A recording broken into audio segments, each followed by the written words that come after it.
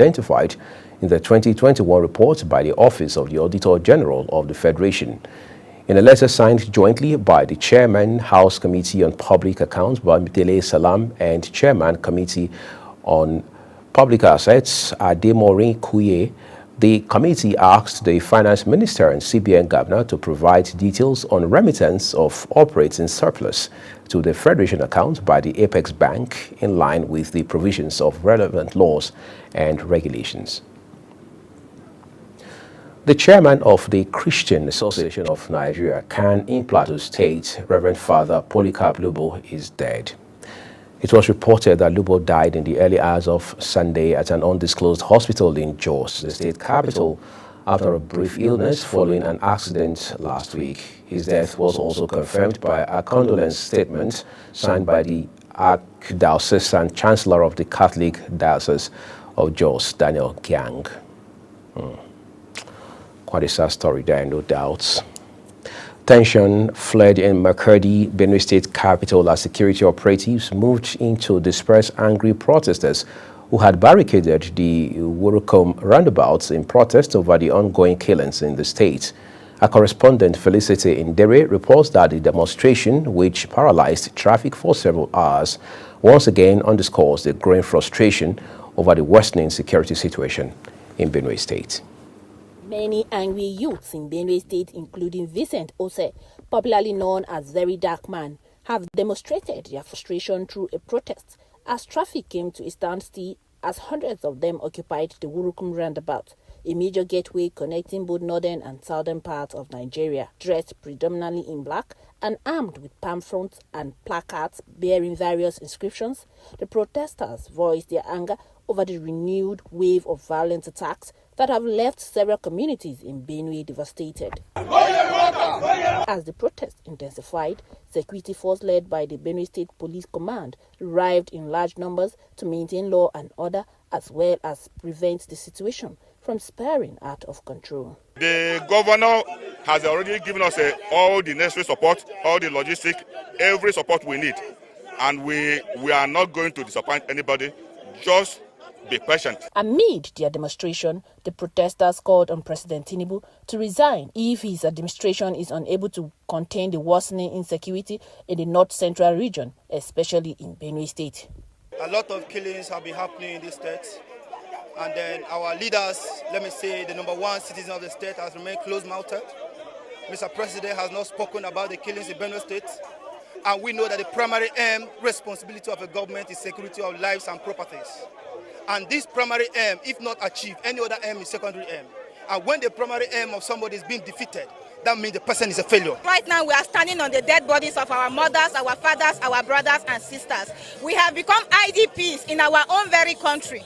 These killings have persisted for years. A lot of talks have gone on. Only last year, 500,182 people were displaced. We have 21 IDP cars in Benue. These killings won't stop.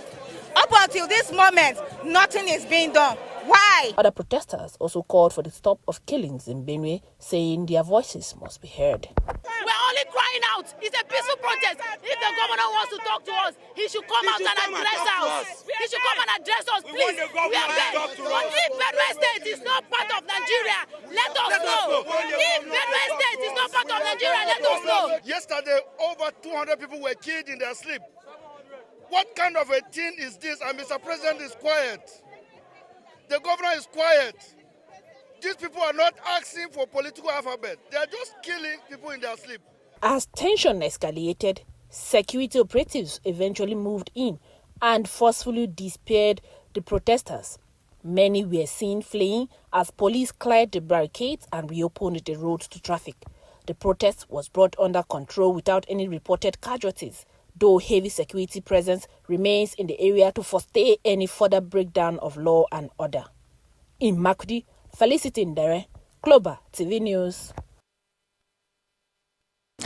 Felicity, following security situation on the ground for us in Benue State, we appreciate your report and Nigeria has called for the inclusion of youth in climate actions while addressing the employment climate environment challenge. Speaking on energy transition during a panel discussion on Global Coalition for Social Justice at the just concluded International Labour Conference in Geneva, Switzerland, Minister of Labour and Employment, Dr. Mohamed Dingyadi, observed that with over 41 million people engaged in the informal biomass sector, even as youth unemployment remains a significant challenge, the employment climate environment nexus is particularly critical. The Nigeria Union of Teachers, NUT, has urged President Bola Tinubu to prioritize teachers' values and welfare to make the profession more attractive to the younger generation. The national president of the union, Comrade Audu Amba, made the call in an interview with the News Agency of Nigeria in Abuja. He urged the government to make the teachers role models and recognize the teaching profession as a pillar of societal advancement. Amba criticized the current situation where teaching is seen as, quotes, Hobson's choice, unquote, among admission and job seekers as a last resort.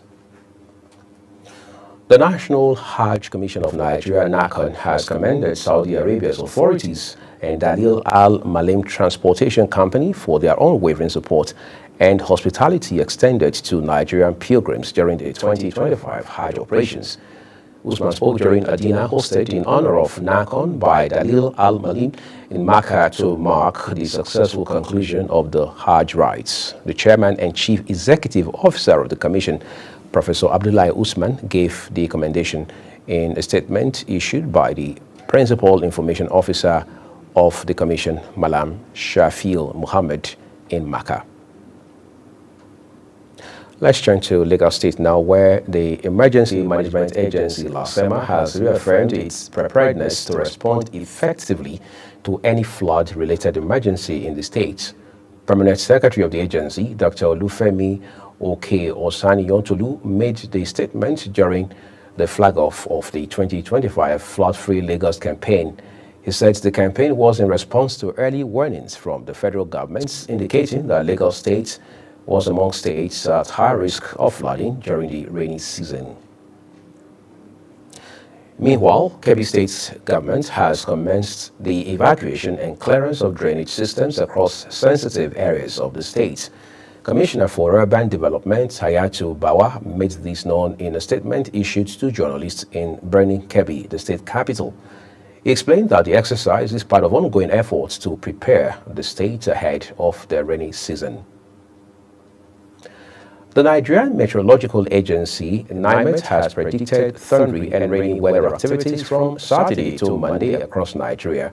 NIMET's weather outlook, released on Friday in Abuja, envisaged early morning thunderstorms on Saturday over parts of Taraba, Kebbi, Zamfara, Kaduna, and Adamawa states in the northern region. The agency says thunderstorms with rains are anticipated over parts of Kebbi, Taraba, Zamfara, Borno, Kaduna, Sokoto, Gombe, and Bauchi states later in the day. Anambra State Police Command has nabbed two suspects over alleged theft of two related minors at Okunoba, Idemili South local government area of the state. The state public relations officer, Tochukwu Ikenga, made this known in a statement in Awka, Anambra State capital. Ikenga said that on June 12, police operatives attached to Ozubulu Division rescued the children between the ages of 3 and 5. Quite an interesting tale there, but a good thing is now the police have stepped in and results are already being seen. This is Global Television. You are on to the live broadcast of News Express. When the rest of the news returns, Israeli military says intercepted 7 drones. Details coming shortly, plus business and sports stories on the other side of this break. Please do stay with us.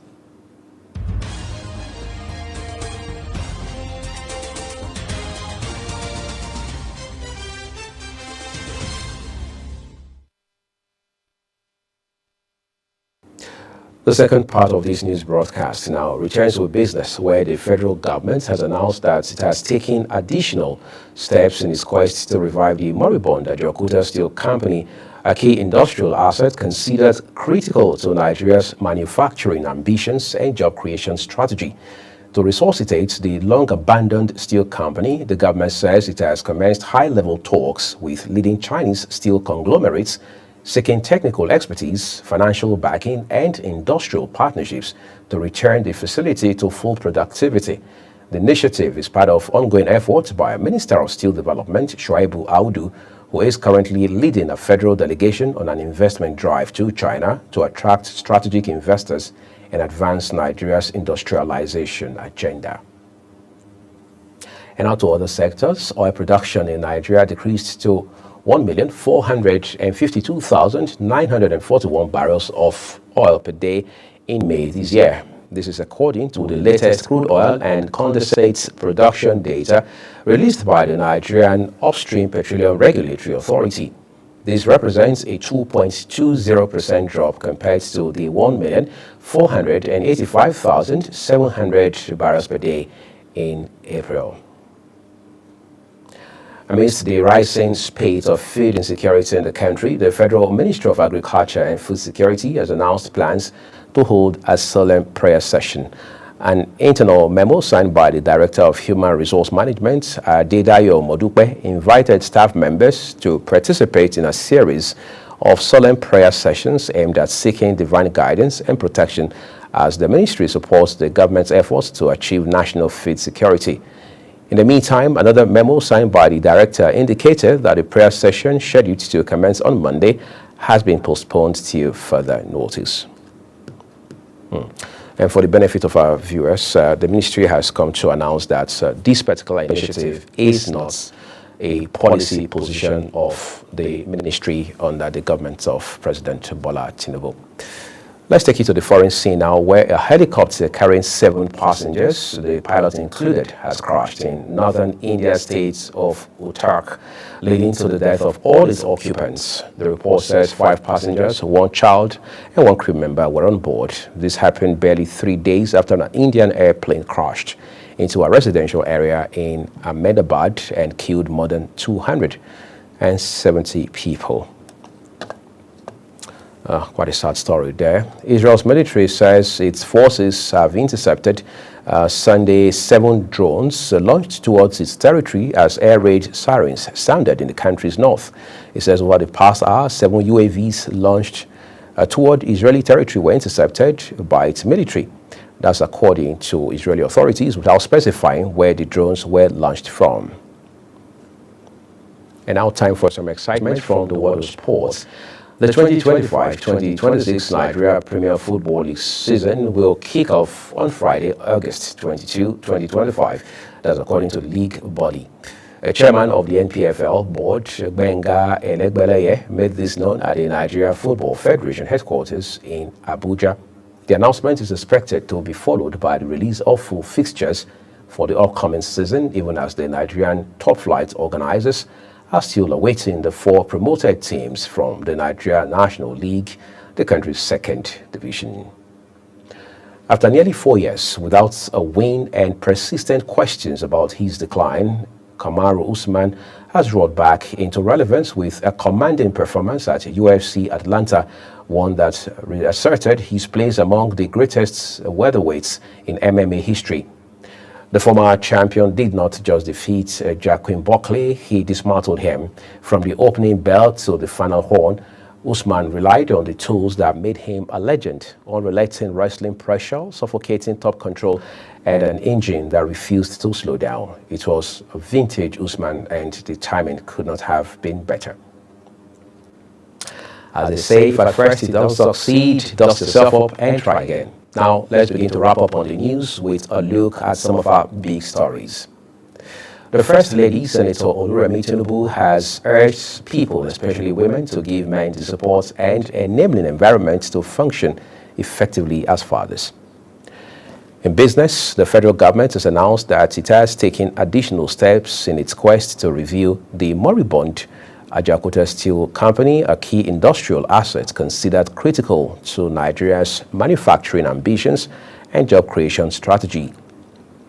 On the foreign scene, Israel's military says its forces intercepted 7 drones launched towards its territory as air raid sirens sounded in the country's north. And finally, in sports, we told you, after nearly 4 years without a win and persistent questions about his decline, Kamaru Usman has roared back into relevance with a commanding performance at UFC Atlanta.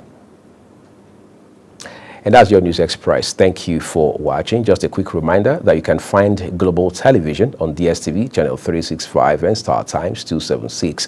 Kindly follow us across all social media platforms using @Global TV NG, as well as other handles as you now see on your screen. Remember to download the Global TV Nigeria mobile app for Android and iOS devices. That way you can keep track of our 247 broadcast. Thank you so very much for watching. I am Uyi Agmofwegbe. I will see you again.